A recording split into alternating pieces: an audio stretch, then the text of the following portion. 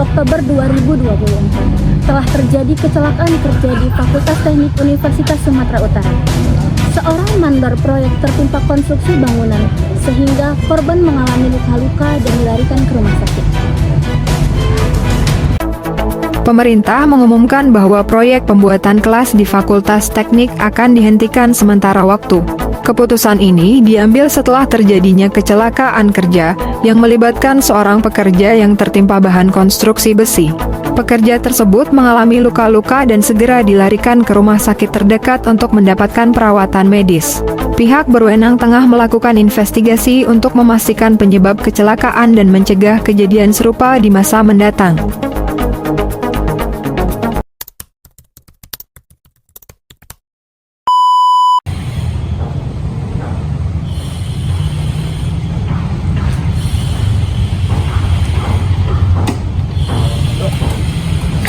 Selamat sore Pak.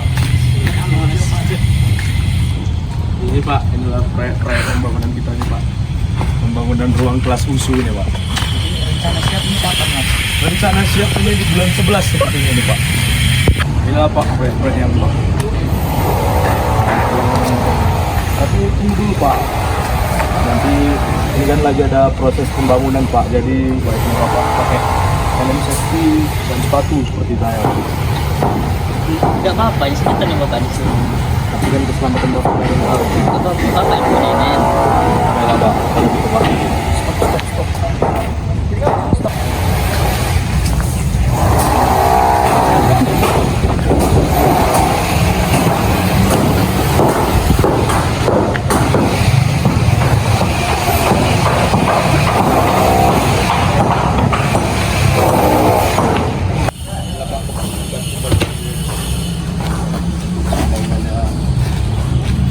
Masih bisa dipakai ini Pak, ini kira-kira nih Pak. Bisa dipakai.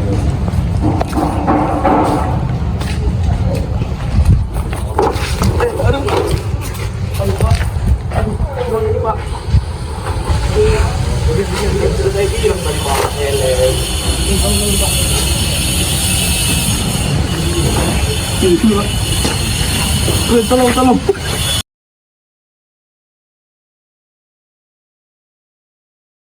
Nah, pada video sebelumnya merupakan kecelakaan pada proyek konstruksi. Nah, kecelakaan tersebut dapat kita hindari atau kita cegah dengan menggunakan APD. Nah, apa saja sih APD yang harus kita gunakan? Yang pertama itu helm. Helm berguna untuk melindungi kepala kita dari benturan atau benda yang jatuh mengenai kepala kita.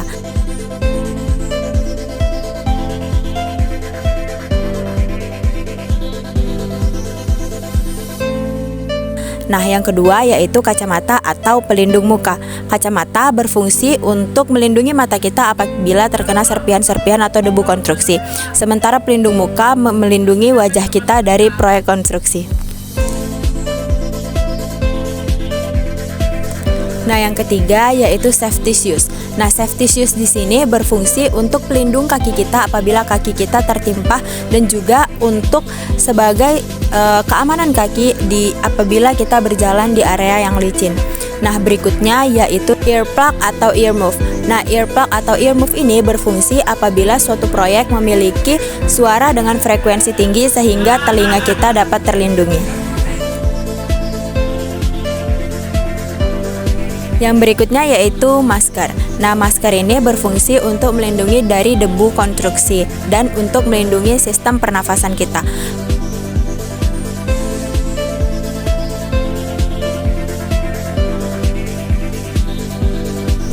Nah, yang berikutnya yaitu body protector. Body protector ini berfungsi untuk melindungi tubuh kita apabila terjadi benturan atau tertimpa dari barang-barang dari proyek konstruksi tersebut. Nah, apabila kita sudah memakai APD, maka kecelakaan-kecelakaan tersebut dapat kita hindari atau kita cegah. Nah, itu pentingnya kita harus mengetahui dari K3.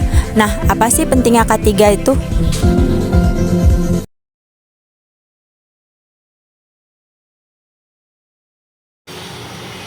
K3 sangat penting.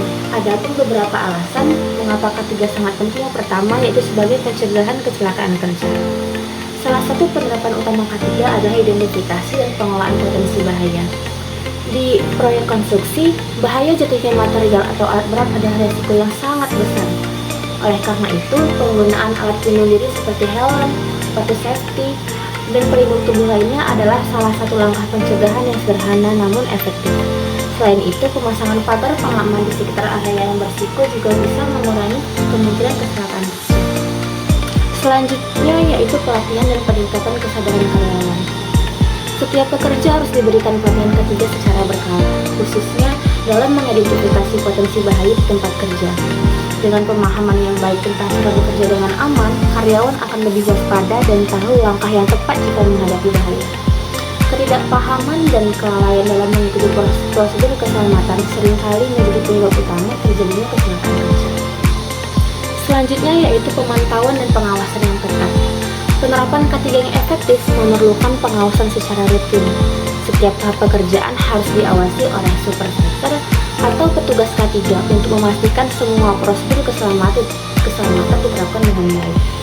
Misalnya, bahan konstruksi yang berat atau mudah jatuh harus disusun dan disimpan dengan aman di area tidak mengganggu jalur lalu lintas pekerja. Selanjutnya yaitu evaluasi dan perbaikan berkelanjutan.